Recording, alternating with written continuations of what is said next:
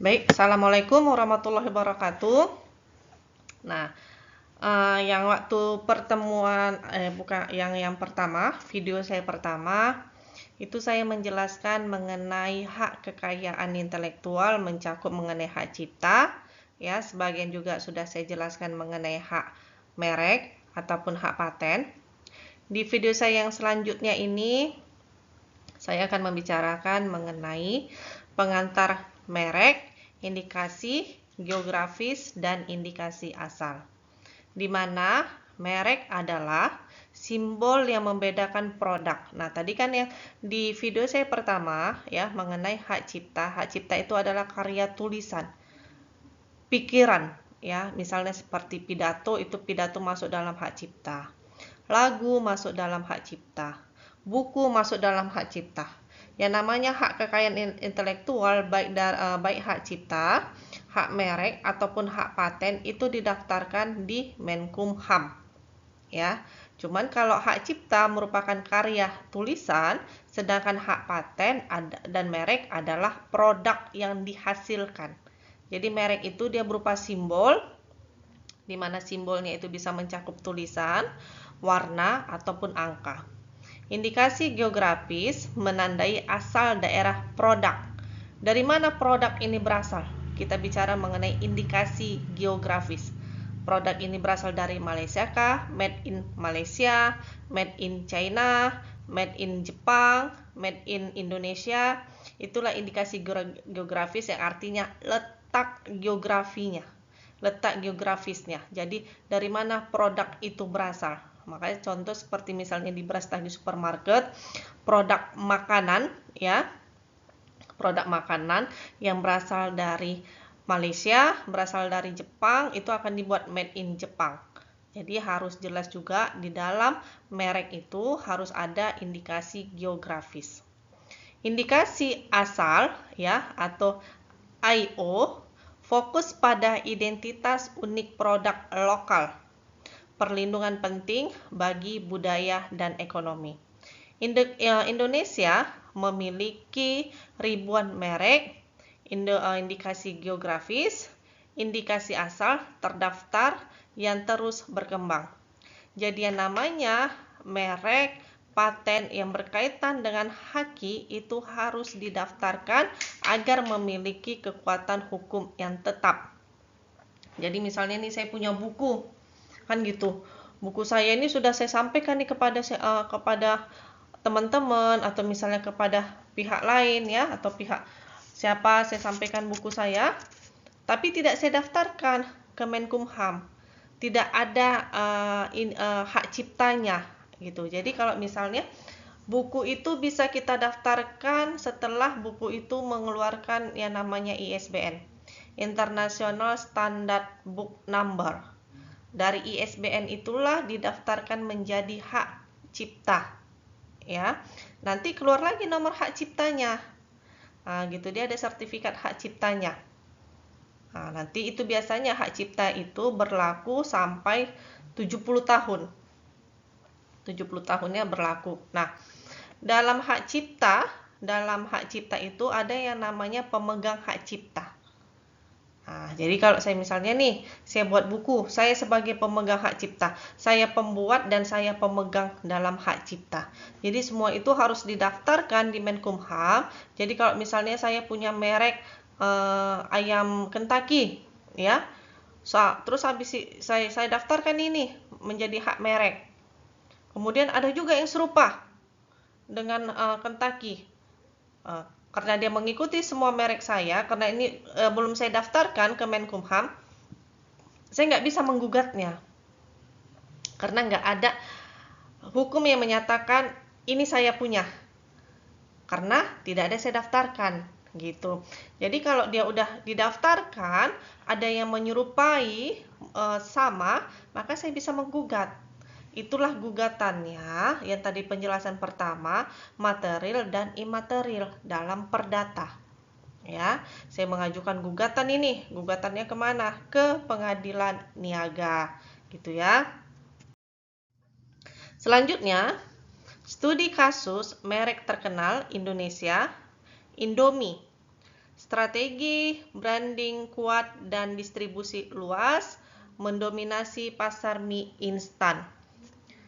Garuda Food, inovasi produk dan pemasaran digital memperkuat posisi kompetitif.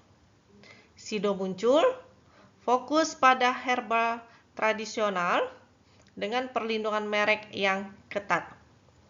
Kasus sengketa merek sering muncul diatasi dengan mediasi dan regulasi hukum. Ya, jadi kalau misalnya sengketa yang terjadi di dalam haki itu kita bisa selesaikan di dalam pengadilan ataupun di luar pengadilan, ya, biasa dikenal litigasi non litigasi. Jadi kalau misalnya nih di luar pengadilan itu terjadi dengan kata sepakat ini diselesaikan secara seperti apa yang win-win solution, artinya kedua belah pihak itu saling menguntungkan dengan keputusan yang dibuat. Ya, jadi tidak ada pihak yang dirugikan. Jadi kalau di luar litigasi itu ada mediator yang membantu untuk menyelesaikan permasalahan yang dialami oleh kedua belah pihak. Dan ada juga diselesaikan secara litigasi. Indikasi geografis kekayaan daerah yang dilindungi, ya. Jadi tadi indikasi geografis adalah letak geografis sebuah hak kekayaan intelektual tersebut. Ini sebagai contoh, kopi Arabica Gayo, indikasi geografis melindungi keunikan cita rasa kopi dari dataran tinggi Aceh, ya. Jadi selain hak cipta, hak merek, hak paten, indikasi geografis juga masuk di dalam hak kekayaan intelektual. Indikasi geografis juga harus didaftarkan di Menkumham. Jadi indikasi geografis ini juga dilindungi secara hukum, ya, selain dari hak merek ataupun hak cipta. Ulos Batak, tenun tradisional yang memiliki nilai budaya dan ekonomi tinggi. Tenun ikat Sumba, produktivitas lokal meningkat dan dikenal pasar ekspor. Di mana indikasi geografis, ya, indikasi geografis memperkuat perekonomian petani dan produsen daerah. Jadi misalnya kayak tarian Dulurek Ponorogo, ya, tarian itu masuk dalam mana? Hak cipta. Ya, tarian itu masuk ke dalam ranahnya hak cipta. Di mana tarian Reok Ponorogo dulu diklaim menjadi tari dari Malaysia. Sementara tarian Reok Ponorogo itu berasal dari Jawa, kalau saya tidak salah Jawa Timur. Ya, nama daerahnya. Kan gitu kan? Makanya begitu boomingnya mengenai mengklaim, ya, tarian Reok Ponorogo, barulah Pemko setempat, ya, di mana bupatinya langsung mendaftarkan tarian tersebut. Menyatakan bahwasannya itu adalah tarian yang berasal dari Indonesia, berasal dari daerah Jawa Timur. Karena sudah diklaim, dikatakan oleh pihak pihak Malaysia itu adalah tariannya. Begitu ada diklaim dari pihak Malaysia, makanya pemerintahan setempat, yaitu bupati, langsung mendaftarkan ke Menkumham. Jadi indikasi geografis juga memperkuat perlindungan yang diberikan oleh kita mendaftarkannya di Menkumham. Kemudian indikasi asal, yaitu identitas produk yang unik. Contoh, keris Bali, produk warisan budaya dengan kualitas terjaga dan nilai tinggi. Mutiara Lombok, produk laut eksklusif yang diakui dengan indikasi asal meningkatkan pangsa pasar. Di mana tantangan menjaga otentisitas penting agar mempertahankan kepercayaan konsumen. Nih ya, ini ada kasus, oke. Salah satu contohnya ada beberapa contoh di sini mengenai kasus pelanggaran dan penegakan hukum. Di mana pelanggaran merek, kasus pembajakan merek populer memicu tindakan hukum tegas. Nah, kasus pembajakan merek, ya, di mana merek tadi di slide yang sebelumnya, merek itu mencakup mengenai tulisan, mencakup mengenai angka, dan mencakup mengenai warna, ya. Jadi itu merek, ya. Kasus pembajakan merek populer memicu tindakan hukum tegas. Kemudian ada pelanggaran indikasi geografis dan indikasi asal.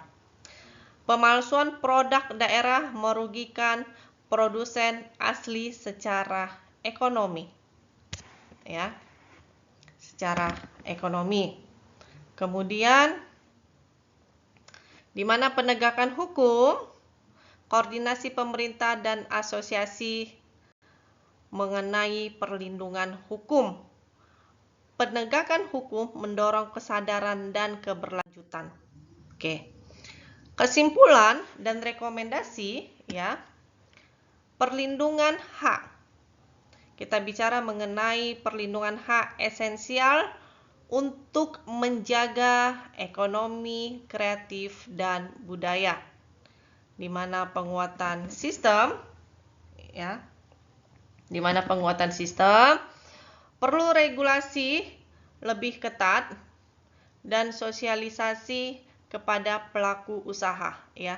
Jadi kita harus menyampaikan juga. Makanya banyak itu Menkumham mengadakan seminar, ya, artinya mengundang ini para pihak yang ingin mendaftarkan, ya, mendaftarkan hak kekayaan intelektualnya di Menkumham. Makanya Menkumham tuh sering mengadakan, ya, sosialisasi kepada masyarakat, kan gitu kan, karena kan banyak nih yang namanya produk-produk UMKM, ya, dia jualan keripik, jualan segala macam lah, dodol gitu, ya, UMKM produk rumah tidak didaftarkannya, kan gitu, tidak didaftarkannya ke Menkumham. Kemudian tiba-tiba keluar produk rasa yang sama dengan keripiknya, di mana sebuah makanan, ya, sebuah produk makanan itu akan mempunyai ciri khas rasa, ya, di mana rasa itulah yang akan menjadi rahasia dagang. Rahasia dagang masuk dalam hak kekayaan intelektual. Rahasia dagang dilindungi. Nah, di mana rahasia dagang ini dilindungi hak kekayaannya, gitu. Jadi kalau misalnya nih saya buat keripik, tidak saya daftarkan ke Menkumham, kan gitu kan. Kemudian dinikmati oleh pihak lain. Tanpa saya sadari, saya memberitahu bumbunya nih apa aja. Kenapa dia bisa enak, kenapa bisa beda dari keripik-keripik yang lain. Dibuatlah sama orang yang sudah saya kasih tahu. Kemudian dijualnya juga ke pasar.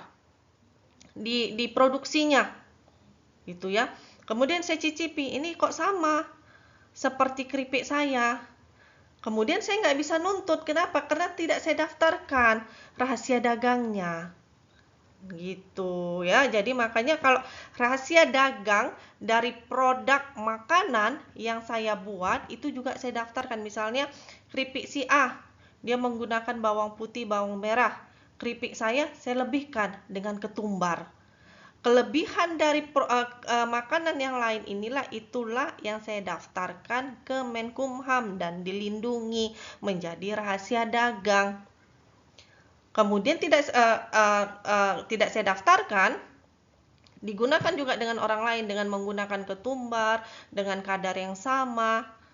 Saya tidak bisa menuntut karena tidak ada kekuatan hukum yang saya miliki. Makanya sebaik-baiknya produk apapun yang saudara miliki, baik hak cipta, rahasia dagang, geografis, yang letak dari sebuah produk tersebut, ya, itu biasanya misalnya kayak ulos bata, kopi gayo, apalagi empek-empek Palembang, gitu, ya. Nah, itu kan letak dari geografisnya, dan itu sebaiknya kita daftarkan ke hak kekayaan intelektual. Ya, jadi tidak ada pihak lain yang mengklaim produk tersebut adalah produk dari mereka. Peran aktif kolaborasi pemerintah, pelaku usaha dan masyarakat sangat penting. Jadi kolaborasi ya, bergabung nih pemerintah, pelaku usaha dan masyarakat. Dukung produk lokal dengan indikasi geografis dan indikasi asal untuk pertumbuhan berkelanjutan. Oke, terima kasih atas perhatiannya. Sampai sini dulu saya menjelaskan mengenai indikasi geografis. Assalamualaikum warahmatullahi wabarakatuh.